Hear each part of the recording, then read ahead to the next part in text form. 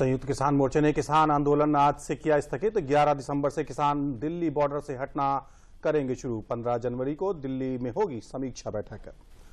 और संसद ने सीडीएस जनरल विपिन रावत और उनकी पत्नी समेत 11 अन्य लोगों की हेलीकॉप्टर दुर्घटना में हुई मृत्यु पर शोक व्यक्त किया। राष्ट्रपति रामनाथ कोविंद ने ग्रुप कैप्टन वरुण सिंह के शीघ्र स्वस्थ होने की कामना की है। और तीसरी हेडलाइन है आज की, देश और प्रदेश में विमान दुर्घटना में शहीद हुए सैनिकों को दी जा रही है श्रद्धांजलि। आज देर शाम शहीद सीडीएस जनरल विपिन रावत का पार्थिव शरीर पहुंचेगा दिल्ली। और चौथी हेडलाइन आज की मुख्य समाचार ये रहा है, आगरा में भी शोक की लहर। हेलीकॉप्टर के pilot wing commander Prithvi Singh Chauhan भी शहीदों में शामिल। सूडान में विशेष ट्रेनिंग लेने के बाद पीएस चौहान की गिनती वायुसेना के जाबाज पायलट्स में होती थी।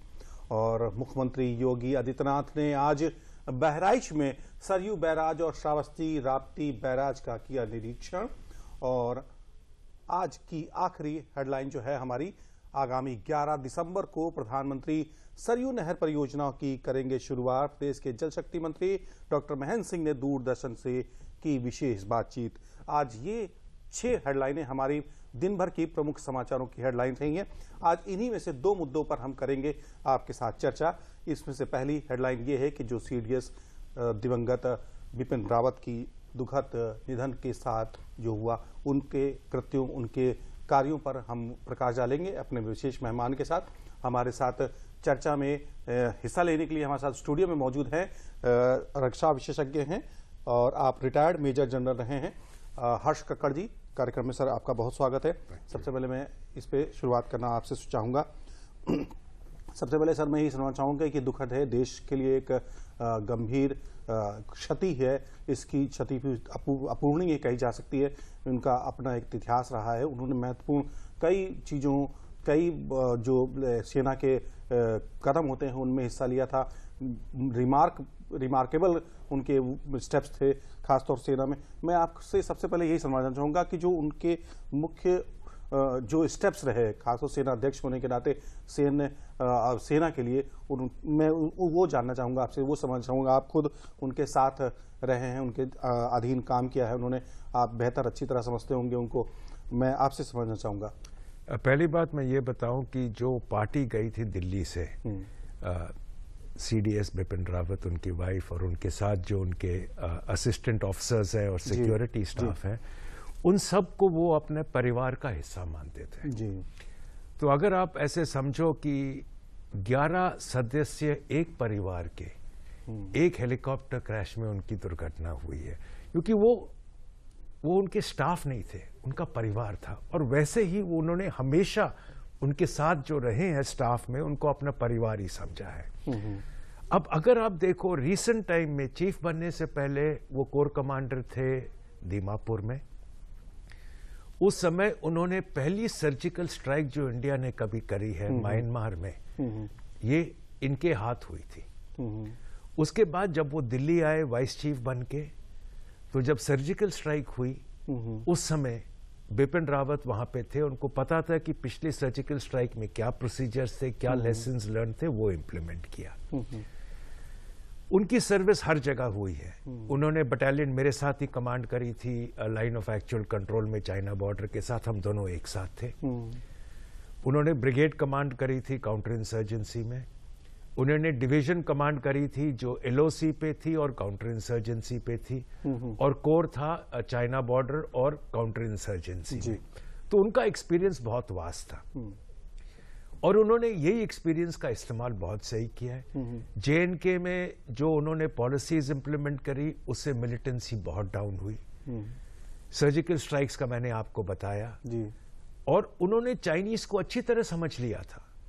उनकी बटालियन थी जब 1986 में सुंगद्रॉन्चू इंसिडेंट हुआ था अरुणाचल में, तो उनकी बटालियन इन्वॉल्व थी। उस समय वो बटालियन के साथ थे। और जब डोकलाम हुआ तो ये आर्मी चीफ थे। उन्हें पता था कि चाइनीज को किस तरीके से हैंडल करना है, किस प्रकार कंट्रोल में करना है। और इन्होंने डोकलाम में जो एक्शन लिया, उससे आपको पता है कि करीब 120 दिन के बाद वो चाइनीज अपने आप वापस चले गए और मामला खत्म हो गया। तो हर जगह के ऊपर इन्होंने सही ढंग से, क्योंकि इनका सर्विस एक्सपीरियंस बहुत वास्ट था। अब सीडीएस बन गए थे, इनको जिम्मेवारी दी थी कि थिएटर कमांड्स क्रिएट करो, और थिएटर कमांड्स क्रिएट करने के लिए आसान काम नहीं है, क्योंकि तीनों सर्विस पिछले 70-75 सालों से अपने अपने डायरेक्शंस में घूम रही थी। बिल्कुल। अब उनको एक साथ लाना, इनके डिस्प्यूट्स अलग करना, इनकी मिसअंडरस्टैंडिंग्स अलग करना, इकट्ठा करके थिएटर कमांड्स का भी काम उन्होंने शुरू ही किया था जब ये दुर्घटना हुई है। ठीक है हर्षी, मैं यहाँ पे आपको रोकूंगा। हम सीरियस बनने के जो उनके दायित्व हैं, उनके कर्तव्य हैं, उन पे आगे भी चर्चा करेंगे, लेकिन अभी हमने एक उनके जीवन पर आधारित हमने एक रिपोर्ट तैयार की है। आइए आपको दिखाते हैं ये रिपोर्ट।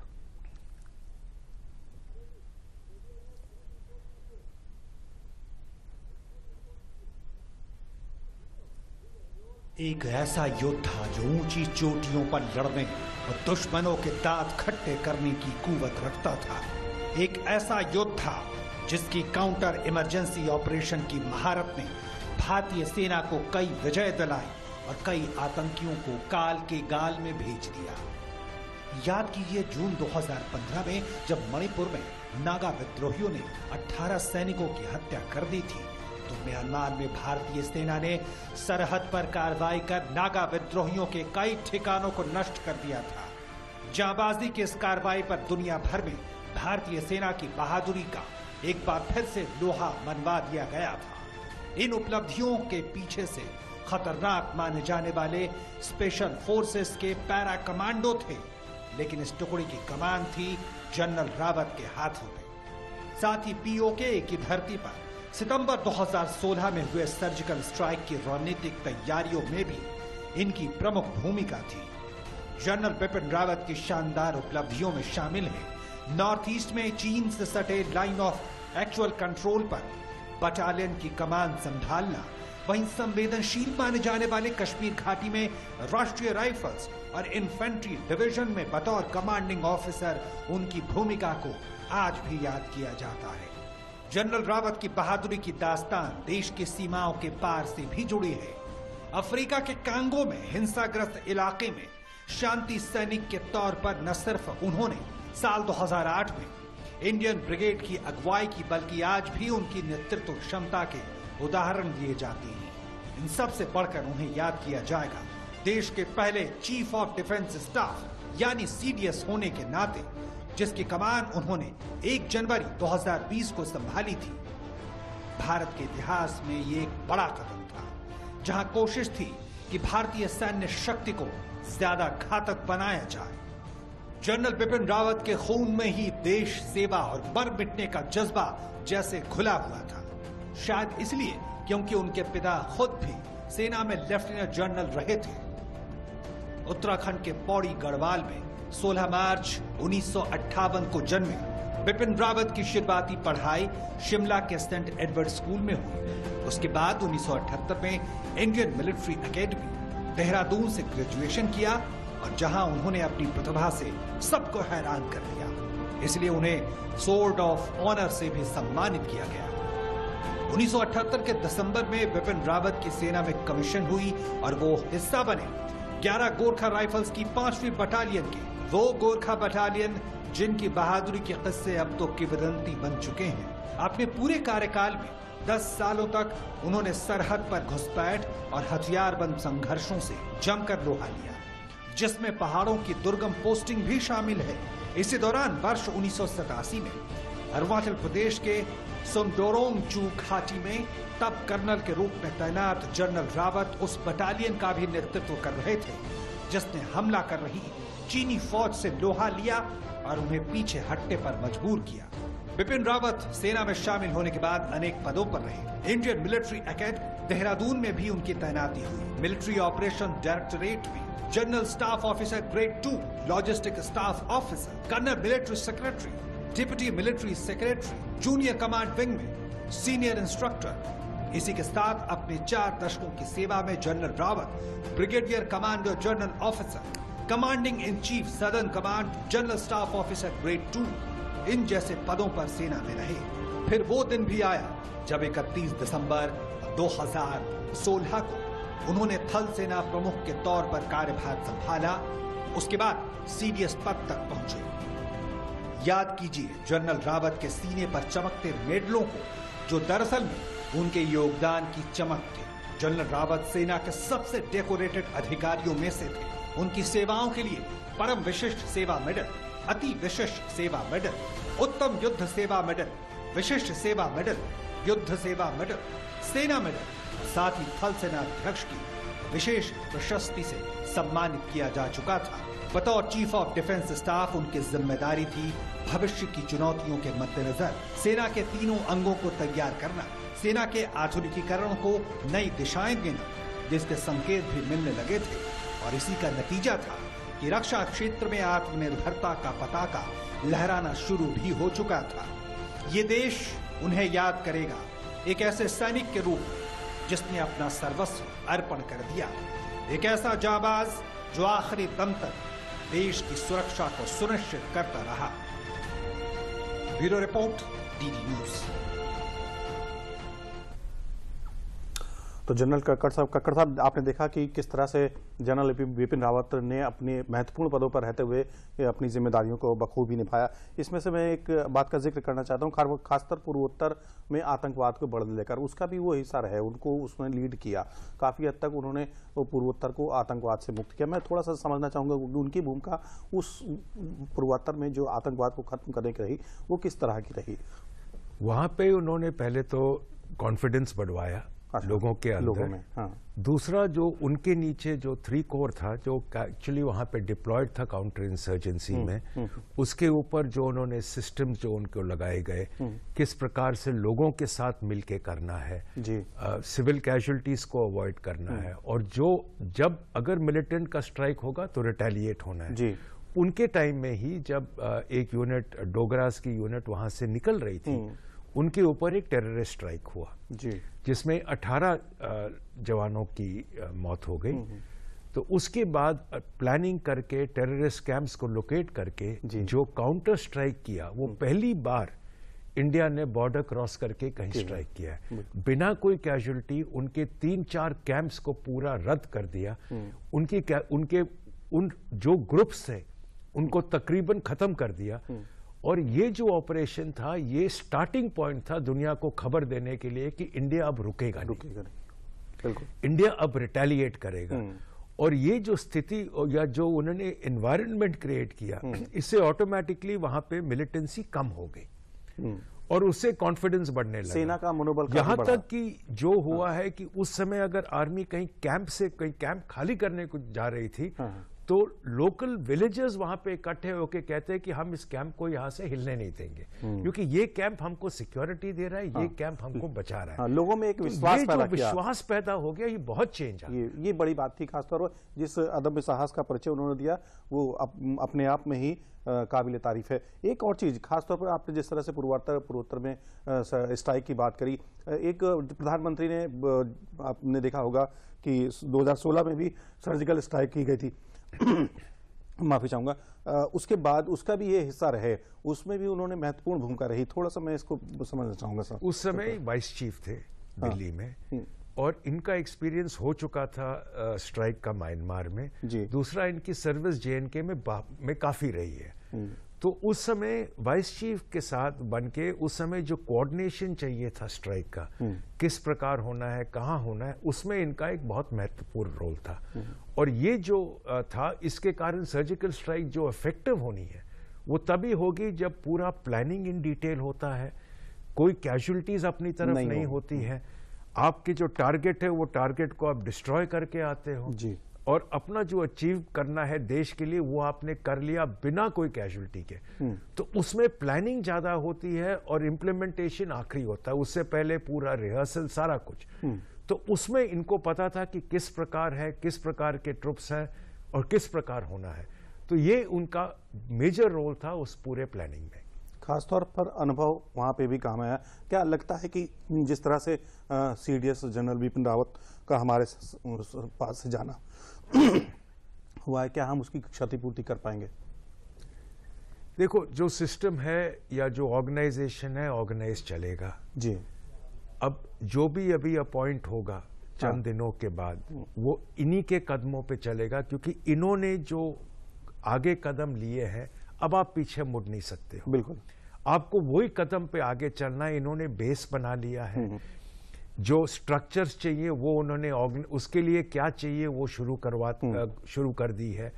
जो बीच में दिक्कतें थी वो तकरीबन संभाल ली गई है।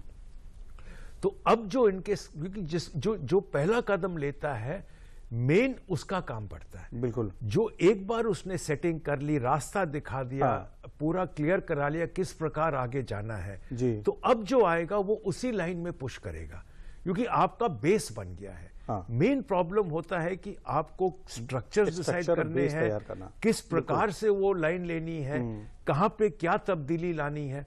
तो ये जब एक बार तकरीबन बन जाता है तो आगे का हरकत थोड़ी आसान हो जाती है। और उसीलिए जो उनके टाइमलाइन सेट है, मेरे ख्याल देश उसी टाइमलाइन को फॉलो करेगा और तकरीबन उसी टाइमलाइंस में थिएटर कमांड्स रोल आउट होंगे। जनरल साहब, मैं एक चीज़ और समझ चाहूँगा, खासतौर पर जिस तरह से उनका निधन हुआ, देश दुनिया में, भारत ही क्या दुनिया ने उनके निधन पर दुख जताया है। खासतौर पर मैं कहूँगा अमेरिका के साथ हमारे रक्षा संबंध बड़े अच्छे हुए। आपके समय ही जनरल विपिन रावत के समय उन्होंने इसको आगे बढ़ाया। ये जो अमेरिका के साथ तालमेल था, जो हमारे सैन्य अभ्यास जिस तरह से तेजी से बढ़े, ये कहीं ना कहीं ये संकेत देते थे कि हाँ, अब भारत उस तरह का नहीं रहा, हम बदल चुके हैं। दो तीन बातें हैं। एक तो मिलिट्री डिप्लोमेसी के ऊपर ज्यादा असर आने लगा है। अब जनरल बिपिन रावत का लास्ट जो विजिट था वो पहले रशिया गए थे, जहां रशिया में इंडिया रशिया एक्सरसाइजेस चल रही थी, वहां से फिर यूएस गए। उनको ये एक बात और हमें याद रखनी चाहिए कि जो मेन कोर्स होता है यूएस का, वो जनरल बिपिन रावत ने अटेंड किया था। वहां पे उनको अवार्ड भी मिला था बेस्ट स्टूडेंट का। तो उनका वहां से भी कांटेक्ट है। और जब वो चीफ बने तो उसी कॉलेज ने उनको वापस इनवाइट किया यूएस में, और उनका जो बोर्ड ऑफ ऑनर है उनमें इनका नाम डाला हुआ है। तो वो नाम परमानेंट वहां रहेगा। ये एक बड़ी बात है। और जो उनकी मिलिट्री डिप्लोमेसी जो चल रही थी, आप देखो कहां से मैसेज आए हैं। नेपाल से आया है, क्योंकि नेपाल में वो ऑनरी चीफ थे नेपाल आर्मी के, गुरखा यूनिट के थे, तो उनको नेपाली तो वैसे ही अच्छी तरह आती है। उनका बांग्लादेश से आया, बांग्लादेश भी 2-3 बार जा चुके हैं, तालमेल बहुत अच्छा रहा है। रशिया से आया, यूएस से आया, यहां तक कि पाकिस्तान से भी आया, फ्रांस से आया है। एक बात और जो हम लोगों को बहुत कम लोगों को पता है, जब वो यूएन में थे, ब्रिगेडियर थे, उस समय उनके बॉस थे जनरल बिक्रम सिंह। जनरल बिक्रम सिंह के नीचे 2 ब्रिगेडियर्स थे जी, एक इंडिया का था, एक पाकिस्तान का था। इंडिया का ब्रिगेडियर जनरल बिपिन रावत थे और पाकिस्तान का ब्रिगेडियर कमर बाजवा था, जो उनका चीफ ऑफ आर्मी स्टाफ है। तो दोनों एक साथ ही उसी मिशन में जनरल बिक्रम सिंह के नीचे थे। तो वो जानते हैं एक दूसरे को, पर उस समय, उसके बाद तो कोई कांटेक्ट रहा नहीं है। तो उसीलिए उनकी तरफ से भी जो आया है कंडोलेंस मैसेज, वो इसीलिए है। और ये देखिए मैसेजेस अक्रॉस दुनिया से आए, जापान से आया, जहां से भारत के आर्म्ड फोर्सेस का तालमेल रहा है, उन देशों ने ये मैसेजेस भेजे। खासतौर पे मैं रूस की बात करूंगा। रूस हमारे साथ काफ़ी, हमारे देश के उसके साथ बड़े अच्छे संबंध में है। तो सैन्य संसाधनों को लेकर के भी बहुत सहयोग रहा है। आप एचएल की बात करें और दूसरी भी चीज़ों की बात करें, फाइटर प्लेट्स की बात करें, तो रूस से हमने सीखा है। तो उस रूस ने खासतौर उनके लिए एक शब्द कहे हैं कि अलविदा दोस्त, अलविदा कमांडर। ये अपने आप में दर्शाता है कि बिपिन रावत का जो कद था वो काफ़ी ऊंचा था। कोई शक नहीं है, क्योंकि रशिया में तो अभी रिसेंटली गए हैं, चंद दिन रहे हैं, रशियन की पूरी हायरार्की से मिलकर आए हैं जी। वो बेसिकली मिलिट्री डिप्लोमेसी में जो बाकी चीजें हैं, बेसिकली प्रोक्योरमेंट, स्पेयर पार्ट्स जो हमें चाहिए, जो फ्यूचर जॉइंट ट्रेनिंग होनी है, जॉइंट एक्सरसाइजेज होनी है, वो सब डिस्कस करके आए। तो बेसिकली उन्होंने मिलिट्री टू मिलिट्री मैटर्स को आगे बढ़ाने में एक बहुत बड़ा सहयोग किया है। सिर्फ रशिया के साथ नहीं, बहुत देशों के साथ ये सहयोग किया है, और इसीलिए आगे काफी बढ़ा चुके हैं जी। ये संबंध हमारे आगे भी काम आते रहेंगे। जनरल साहब, आपका हमारे कार्यक्रम में लेने के लिए बहुत बहुत शुक्रिया। हम इस सेगमेंट को यहीं पर समाप्त करना होगा। इससे पहले हम अगले सेगमेंट पर जाएं, यहाँ पे लेते हैं एक छोटा सा ब्रेक। कक्कड़ साहब का बहुत शुक्रिया। Thank you.